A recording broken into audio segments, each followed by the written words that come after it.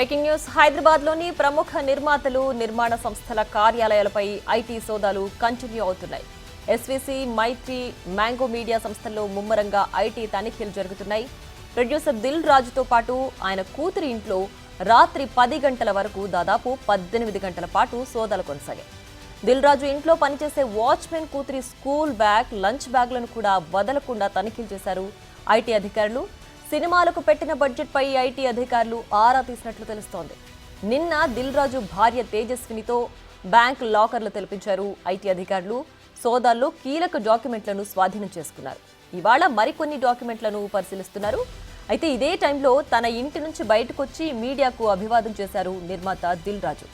IT raids పై Dil Raju react అయ్యారు. తన ఒక్కడిపైనే రైట్స్ జరగడం లేదని, ఇండస్ట్రీ మొత్తం మీద సోదాలు జరుగుతున్నాయని చెప్పారు.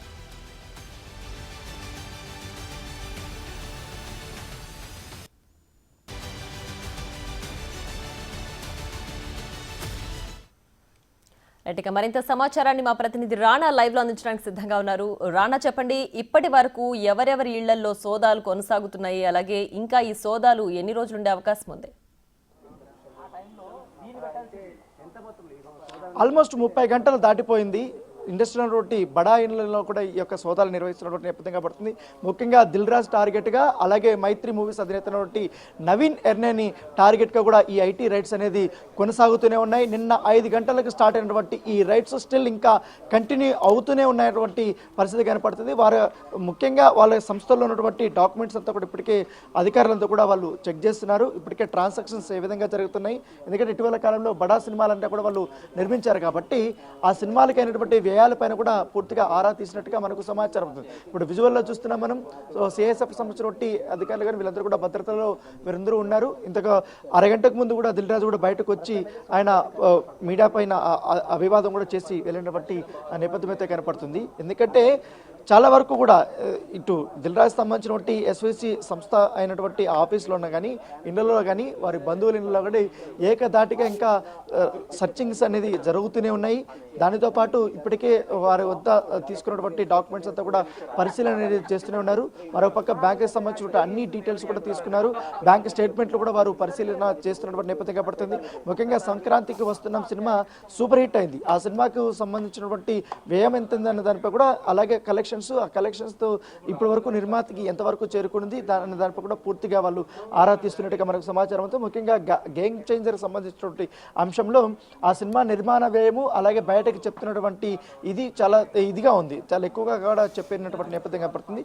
ఎగ్జాక్ట్గా ఎంత అయింది, దాంతోపాటు అది ఎంతవరకు కలెక్షన్ చేసింది అన్న దానిపై కూడా ఆరా తీసినట్టుగా మనకు సమాచారం ఉంది. డాకు మహారాజు కూడా ఇటు ఆయన డిస్ట్రిబ్యూటర్గా కూడా వ్యవహరిస్తున్నారు కాబట్టి నైజాం మొత్తం ఆ సినిమా కూడా సూపర్ డూపర్ హిట్ అయింది.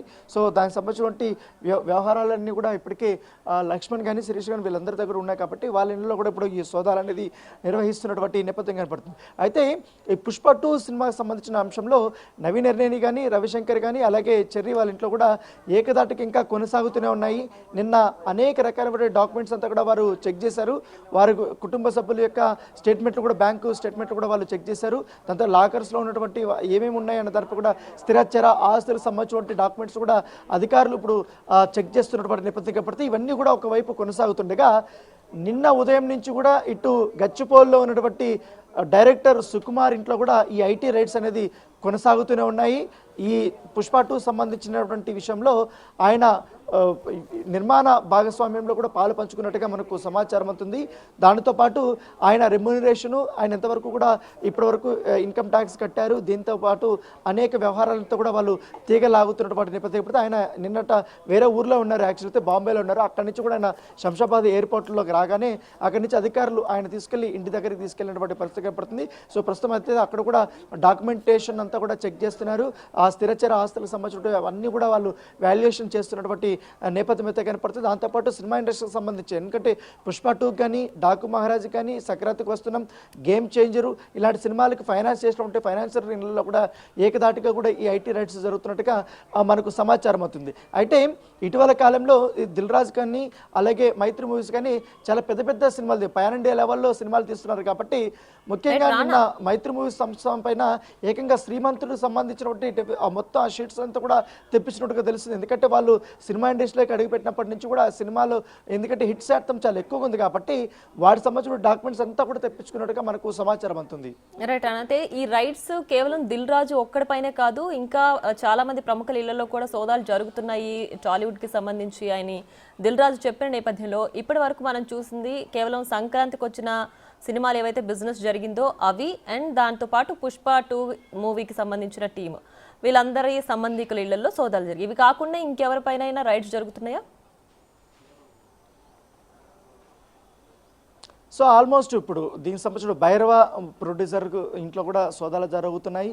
దానితో పాటు ఈ రామ్ చరణ్ తేజ్ కొత్తగా వస్తున్నటువంటి పుచ్చిబాబు డైరెక్టర్గా వస్తున్నటువంటి సినిమా ప్రొడ్యూసర్ ఎవరుతున్నారో ఆయన ఇంట్లో కూడా ఈ సోదాలు జరుగుతున్నట్టుగా మనకు సమాచారం ఉంది. ఈ సినిమాలకి ఫైనాన్స్ చేసినటువంటి వ్యక్తులు ఎవరైతే ఉన్నారో మైదుగూరుకు చెందినటువంటి వారు కానీ హైదరాబాద్లో ఉన్నటువంటి వారు కానీ వాళ్ళందరూ కూడా ఎంతవరకు వీళ్ళు వడ్డీకి ఇస్తున్నారు ఏంటి, ఎంతవరకు కూడా వీళ్ళు వడ్డీకి తీసుకొస్తున్నారు, వీళ్ళు సొంతంగా ఎంతవరకు కూడా వీళ్ళు పెట్టుబడి పెట్టారు, దానికి సంబంధించిన ట్యాక్స్ ఎంతవరకు కట్టాయి, దాంతోపాటు ఈ సినిమాలు కూడా సూపర్ హిట్ అయ్యారు కాబట్టి వాటినంతా కూడా మొత్తం డీటెయిల్స్ అంతా తెప్పించుకున్నారు. ఏ ఏరియాలో ఎంత కలెక్షన్ వచ్చింది, ఎంతవరకు నిర్మాత వరకు వచ్చింది, అది నిర్మాత దానికి ట్యాక్స్ చెల్లింపులు చేశారా లేదా దానిపై కూడా పూర్తిగా వాళ్ళు చెక్ చేస్తున్నటువంటి నేపథ్యం కనపడుతుంది. ఎందుకంటే ఎక్కువగా ఈ సినిమాలలో ఎంత వచ్చింది ఏంటి అనేది కూడా బయటకు చెప్పేది ఒకటి, లోపల వాళ్ళు వచ్చేది కలెక్షన్స్ వచ్చేది ఒకటి కాబట్టి ఆ వ్యత్యాసాలు ఎంతవరకు ఉందనే దానిపై కూడా పూర్తిగా వాళ్ళు చెక్ చేస్తున్నట్టుగా మనకు సమాచారం అవుతుంది. సో ఆల్మోస్ట్ టాప్ ఇప్పుడున్నటువంటి రెగ్యులర్గా సినిమాలు తీస్తున్నట్టు వాళ్ళందరి ఇళ్లలో కూడా ఇప్పుడు జరుగుతున్నట్టుగా మనకు సమాచారం ఉంది. ఇప్పటి వరకు మన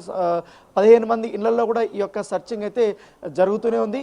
దాదాపు 30 గంటల పైన అయిపోయిందంటే అర్థం చేసుకోవచ్చు ఎంతగానో వాళ్ళ స్థిరచర ఆస్తులకు సంబంధించిన అన్ని అంశాలపైన కూడా వాళ్ళు ఐటీ అధికారులు ప్రత్యేకమైన దృష్టి పెట్టి మాత్రం ప్రతి ఒక్క డాక్యుమెంట్ని కూడా వాళ్ళు చెక్ చేస్తున్నారు. బ్యాంక్ స్టేట్మెంట్ అంతా కూడా వాళ్ళు చెక్ చేస్తున్నారు. వీళ్ళ దగ్గర ఉన్నటువంటి ప్రాథమిక ఇన్ఫర్మేషన్ బేస్ చేసుకుని అవంతా కూడా తనిఖీలు అనేది ఇంకా కొనసాగుతూనే ఉన్నాయి. రైట్ రానా, అయితే ఇంత పెద్ద మొత్తంలో అంటే ఒక మూవీకి వాళ్ళు పెట్టిన వ్యయం కావచ్చు, వాళ్ళకు వచ్చిన ఆదాయం కావచ్చు, అలాగే వాళ్ళ ప్రభుత్వానికి ట్యాక్స్ రూపంలో చెల్లిస్తుంది, వీటిల్లో ఇంత వ్యత్యాసం ఉన్న నేపథ్యంలో ఎందుకంత నిర్లక్ష్యంగా వ్యవహరిస్తున్నారు? అంటే ప్రభుత్వం వీటిని చూసి చూడనట్లు వదిలేస్తుందని భావించారా? అసలు ఇట్లాంటి రైట్స్ జరగవని అనుకున్నారా వాళ్ళు? అంటే ఎక్కువ కలెక్షన్ చేసినటువంటి సినిమాలకు సంబంధించిన ఆ రెవెన్యూని అంతా కూడా వీళ్ళు తక్కువ కలెక్ట్ చేసినట్టుగా చూపిస్తున్నట్టుగా వీళ్ళకు అనుమానం ఉంది ఐటీ అధికారులు. అంటే గతంలో సినిమా ఇండస్ట్రీ పైన ఎప్పుడు దాడులు చేసినా కానీ ఎప్పుడు ఐటీ రైట్స్ జరిగినా కానీ ఇలాంటి వ్యత్యాసాలే చూస్తాడు. ఎందుకంటే షీట్ మీద ఒకటి ఉంటుంది కానీ ఎగ్జాక్ట్గా గ్రాస్ లెవెల్లో కలెక్షన్స్ వేరేలాగుంటాయి. సో అవంతా చూసిన తర్వాత ఖచ్చితంగా ఈ సినిమాలు భారీ స్థాయిలో, ఎందుకంటే గతంలో కంటే ఎక్కువ కలెక్షన్స్ సంక్రాంతికి బాగా బిజినెస్ అయింది. ఎందుకంటే ఇతర ఇండస్ట్రీల కంటే ఇటు తమిళనాడు చూసుకున్నా, ఇటు కర్ణాటక చూసుకున్నా, కేరళ చూసుకున్నా, అలాగే బాలీవుడ్ చూసుకున్నా ఈసారి సంక్రాంతికి వచ్చినటువంటి సినిమాలు చేసినటువంటి కలెక్షన్స్ మిగతా ఇండస్ట్రీలో కలెక్ట్ చేయలేకపోయినాయి. అంత భారీ స్థాయిలో కూడా హిట్ అనేది సంపాదించుకున్నటువంటి నేపథ్యంలో పూర్తిగా ఎగ్జాక్ట్గా వీళ్ళు ఎంతవరకు కలెక్ట్ చేశారు, ఇంకోటి నిర్మాణానికి కావాల్సినటువంటి డబ్బులు ఎక్కడి నుంచి తీసుకున్నారు, వీళ్ళు సొంతంగా తీసుకున్నారా, ఫైనాన్స్ తీసుకుంటే ఎంతవరకు వీళ్ళు తీసుకున్నారు, దాంతోపాటు ఎంతవరకు కూడా రీపేమెంట్ చేశారు, దాంతోపాటు ఖర్చు చేసిందంతే దాంతోపాటు ఇన్కమ్ ట్యాక్స్ ఎంతవరకు కట్టారన్న దాంట్లో కూడా పూర్తిగా వివరాలు అనేది లాగుతున్నటువంటి నేపథ్యం కనపడుతుంది. సో చాలా వరకు కూడా కొన్ని వివరాలను గోప్యత పాటిస్తారు కాబట్టి సినిమా ఇండస్ట్రీలో వాటికి కాకుండా పూర్తిగా ఈ మొత్తం సినిమాకి సంబంధించినటువంటి ఓటీటీ రైట్స్ కూడా అమ్మారు కాబట్టి వాటికి సంబంధించిన డీటెయిల్స్ అవన్నీ కూడా తీసుకుంటున్నటువంటి నేపథ్యం కనబడుతుంది. Right Rana, thanks for the updates.